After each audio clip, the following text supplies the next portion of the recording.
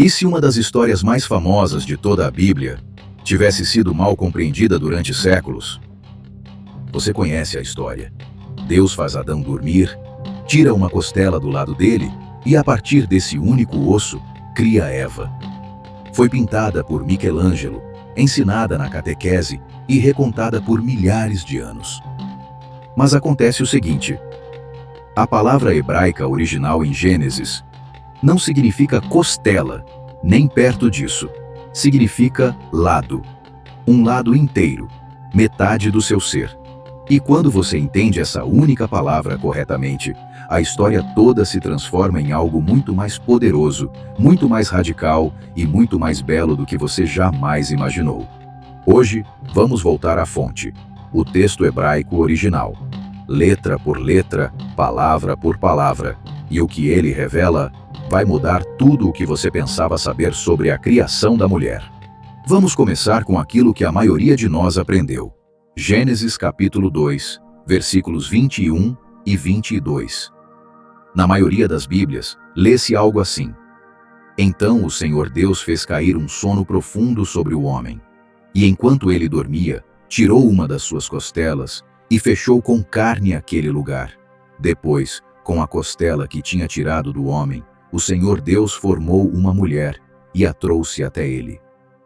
É uma passagem linda, e durante séculos foi assim que ela foi compreendida. Deus realizou aquilo que poderíamos chamar de a primeira cirurgia da história. Fez Adão dormir, removeu uma costela e, a partir desse único osso, criou Eva. Essa interpretação não moldou apenas a teologia. Ela moldou civilizações inteiras. Influenciou a arte do Renascimento. Pense na Capela Sistina de Michelangelo. Moldou a medicina medieval. As pessoas na Idade Média acreditavam de verdade que os homens tinham uma costela a menos do que as mulheres por causa dessa história. Isso é anatomicamente falso, claro. Homens e mulheres têm exatamente o mesmo número de costelas. Mas a crença persistiu por séculos, porque a história era assim tão forte. Mas é aqui que a coisa fica interessante. O problema não está na história em si. O problema está em uma única palavra. Uma palavra que foi traduzida de um jeito que mudou drasticamente o seu significado. E essa única palavra é a chave para tudo. A palavra em questão é a palavra hebraica Tzela, escrita em hebraico como Tzade Lamed Ayin, Tsela. Agora, nesta passagem específica, Gênesis 2, 21, a Bíblia King James e a maioria das outras traduções vertem essa palavra como costela. Mas eis o fato surpreendente que a maioria das pessoas não conhece. A palavra Tzela aparece na Bíblia hebraica um total de aproximadamente 40 vezes. 40 vezes. E em cada uma dessas vezes, todas elas, exceto nesta passagem de Gênesis, nunca é traduzida como costela. Deixe isso assentar por um instante. Das cerca de 40 vezes em que essa palavra aparece em todo o Antigo Testamento, ela é traduzida como costela apenas uma vez. Só aqui, em nenhum outro lugar de toda a Bíblia hebraica. Então, o que Tzela realmente significa em todos os outros contextos? A resposta vai mudar essa história para sempre. Em todas as outras passagens onde essa palavra aparece, ela significa lado. Não um osso, não uma costela, um lado inteiro. Agora vamos olhar para as provas, porque é aqui que isso se torna inegável. Êxodo capítulo 25. Deus dá a Moisés as instruções detalhadas para construir a Arca da Aliança. Ele descreve os lados da arca. A palavra hebraica usada para lado, Tzela, não costela, lado. Êxodo capítulos 26 e 36. Ao descrever o tabernáculo, o santuário portátil que os israelitas carregavam pelo deserto, a palavra Tzela é usada para descrever as paredes laterais, os painéis laterais, as estruturas laterais dessa morada sagrada. De novo, não costela, lado. 1 Reis, capítulo 6. Aqui está a construção do Templo de Salomão, uma das estruturas mais magníficas do mundo antigo. A Bíblia descreve as câmaras laterais, os quartos laterais construídos junto às paredes do templo. A palavra Tzela Lado. Segundo Samuel 16, 13. Um contexto completamente diferente. Davi está fugindo do seu filho Absalão. O texto diz que Simei caminhava pela encosta do monte, a tzela do monte, não a costela do monte, o lado do monte. Até no livro de Jó, capítulo 18, versículo 12, a palavra descreve um lado, um flanco. Em cada um desses casos, sem exceção, tzela se refere a algo muito maior do que um pequeno osso. Refere-se a um lado inteiro, uma metade, uma porção lateral. Seja o lado da estrutura mais sagrada do antigo Israel, o lado de uma montanha ou o lado de uma arca sagrada, essa palavra significa lado. Então pare e faça a si mesmo esta pergunta. Por que em Gênesis 2:21 e apenas em Gênesis 2:21, essa palavra foi de repente traduzida como um pequeno osso? O que aconteceu? A resposta nos leva por uma jornada fascinante através de 2000 anos de história da tradução. E depois que você vê isso, não consegue mais desver. Tudo começa em uma das maiores cidades do mundo antigo. Precisamos voltar no tempo, bem para trás, até por volta do século 3 a.C. O lugar é Alexandria, no Egito, a capital intelectual do mundo antigo, lar da maior biblioteca já construída.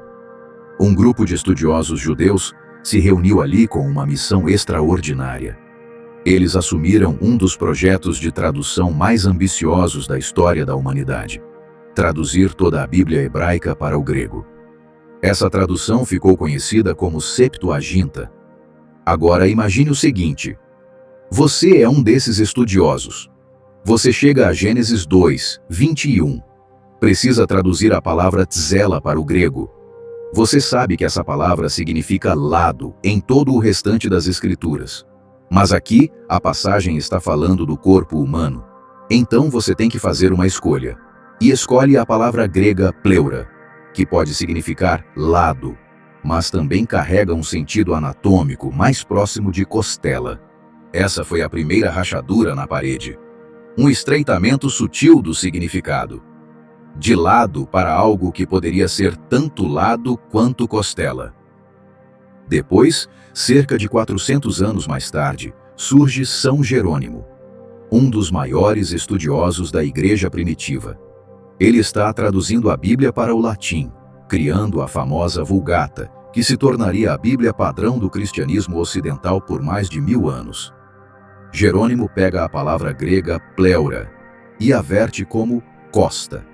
Em latim, costa significa uma coisa e apenas uma coisa, costela. Um osso. Um único osso. E assim, do nada, o significado mudou por completo. Um lado inteiro virou um pequeno osso.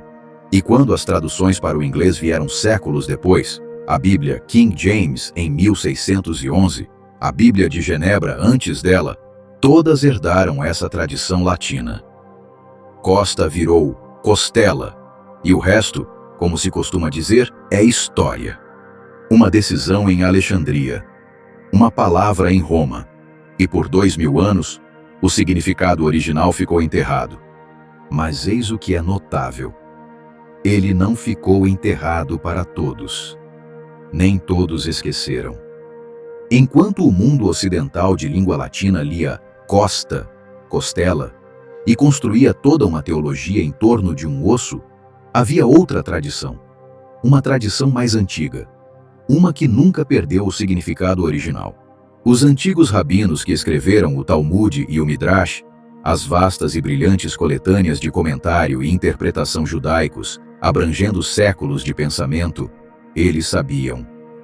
Eles sempre souberam o que tzela significava.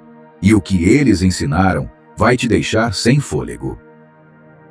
No Talmud, no Tratado Berakot, há uma discussão notável sobre a criação original de Adão. E o que os rabinos ensinaram é radicalmente diferente da história da costela.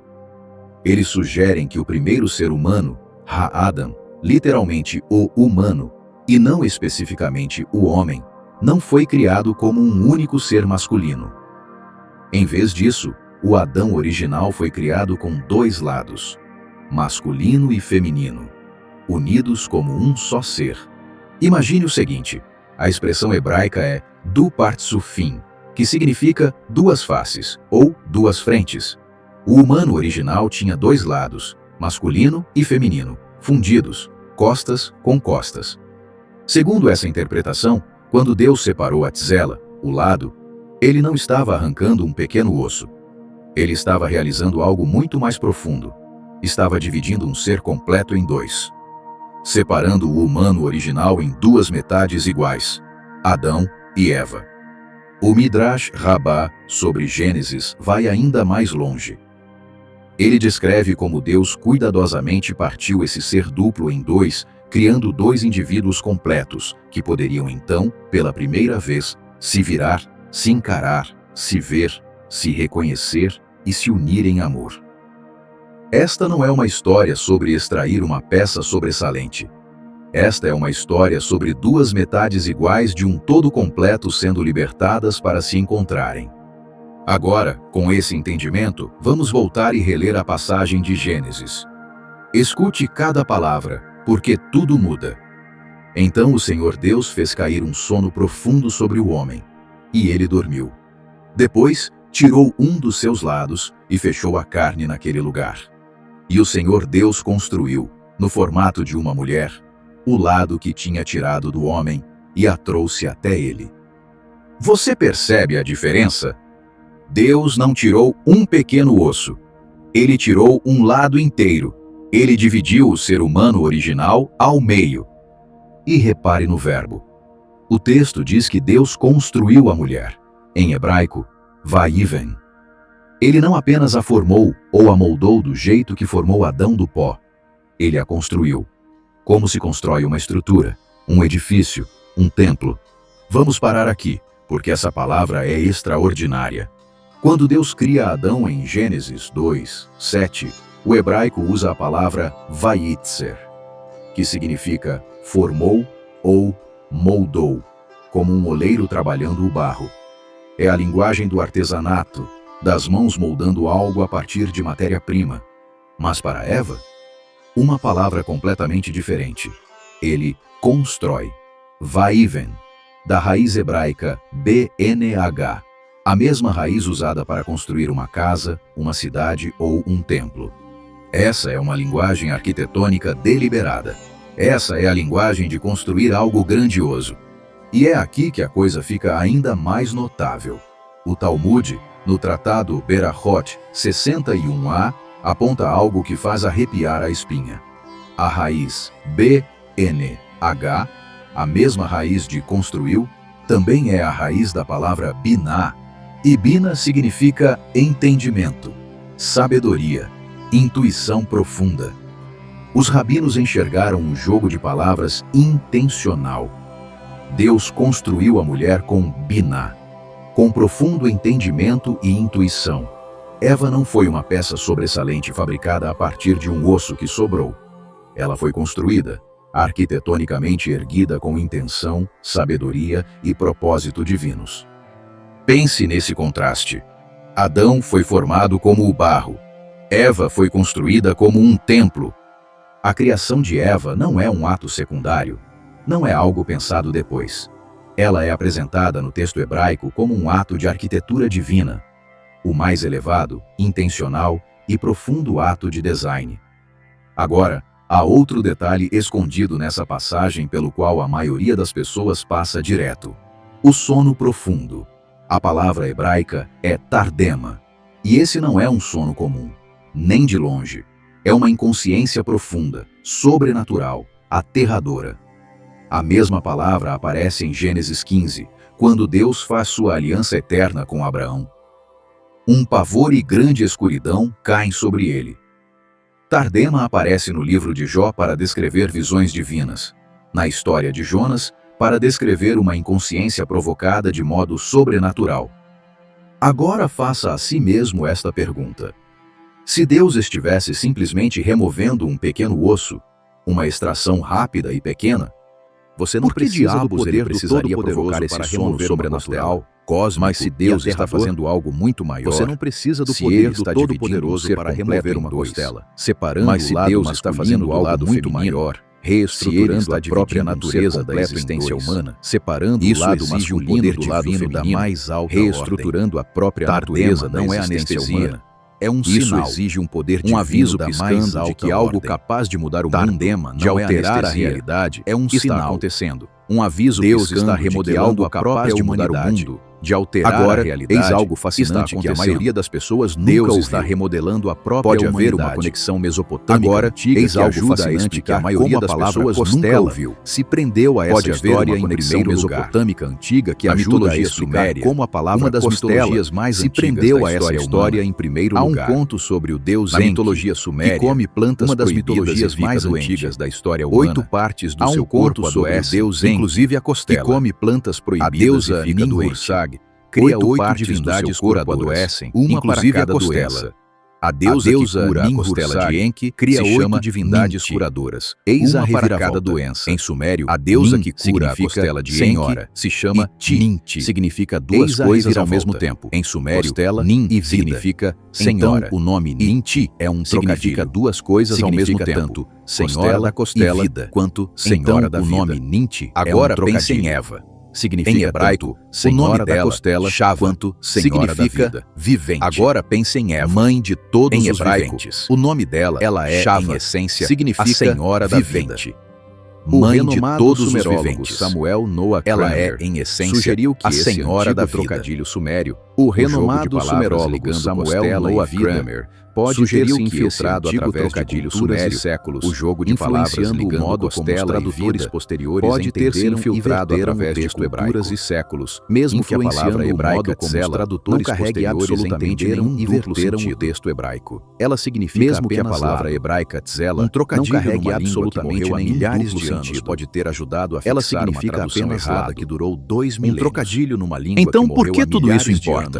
Por que deveríamos nos importar se Deus tirou uma costela ou um lado? Então, por que tudo isso importa?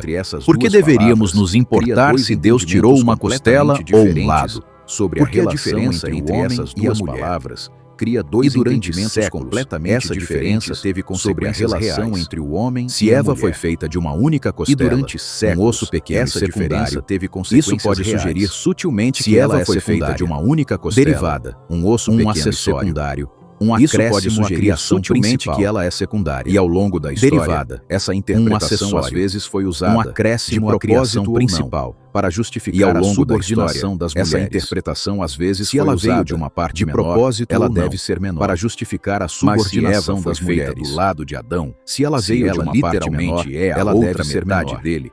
Então a mensagem feita é radical de Adão e fundamentalmente literalmente é a outra significa que nem o homem nem a mulher estão completos radical e fundamentalmente diferente. São partes iguais significa que nem o homem nem a mulher estão completos sozinhos. Mais do que um lado de uma moeda iguais de um todo original. O grande teólogo cristão Matthew Henry, escrevendo no século XVIII, parecia perceber essa verdade mesmo dentro da tradição da costela. Escrevendo no século XVIII, que Eva foi parecia perceber essa verdade mesmo dentro da tradição da costela, nem dos pés dele escreveu que Eva foi ele, feita não da dele para ser igual a ele, sob o braço dele para ser protegida por ele, e perto do coração dele para ser igual a ele. Sob o braço dele para ser peso do verdadeiro significado, perto do coração dele para ser amada, a igualdade, a parceria. Até ele sentiu o peso do verdadeiro significado, ainda mais poderoso. A igualdade, essa interpretação se encaixa perfeitamente e eis o que torna a maioria das pessoas ignora por completo. Essa interpretação se encaixa perfeitamente com um versículo que a maioria das pessoas ignora por completo. A imagem de Deus o criou, 27, homem e mulher os criou. Assim Deus criou o ser humano à sua imagem, criados ao mesmo tempo. O criou. Ambos a imagem de Deus criou. Não o primeiro e mulher, e o outro depois. Criados ao mesmo tempo. Juntos, ambos a imagem de Deus. Não um primeiro quando entendemos tzela como lado, ambos. Gênesis capítulo 2 não contradiz iguais. Gênesis capítulo 1. Quando entendemos tzela como mesma lado, história de um ângulo Gênesis diferente. Capítulo 2 não contradiz. Deus criou um Gênesis capítulo com dois lados. Está depois contando a mesma história de um ângulo diferente se encarar. Deus criou um ser humano com dois lados. Depois essa releitura transforma o modo como entendemos as relações humanas em seu nível mais profundo.